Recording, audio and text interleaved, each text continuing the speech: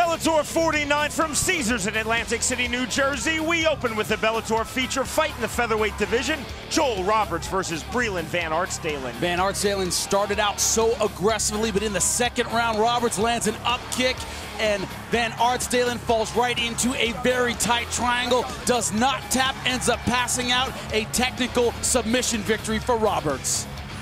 Next up, a Bellator feature fight in the welterweight division. Levon Maynard versus Giedrius Karavaškis. Levon Maynard using his kickboxing in the first round against the judo player. You see it here. Boom, lands a beautiful right hand on the jaw, but could not finish Karavaškis. He ends up holding on and finishing out the first round, and then in round number 3, he lands a knee of his own that drops Levon Maynard. He ends up finishing with some strikes. Referee steps in, a TKO win by knockout for the judo black belt.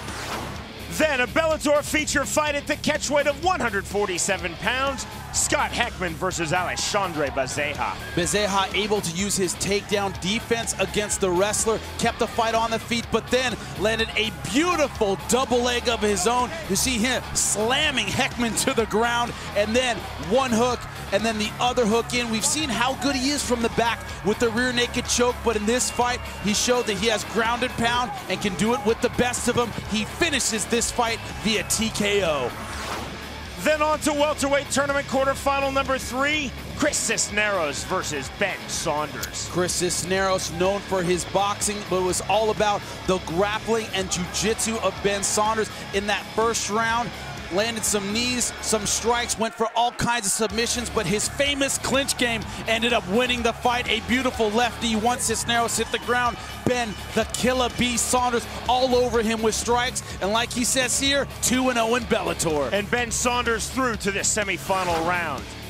And finally, our 4th and final welterweight tournament quarterfinal, Chris Lozano versus Brent Weidman. You know, both these guys said we are going to stand and bang. It's one of the few times both guys were right.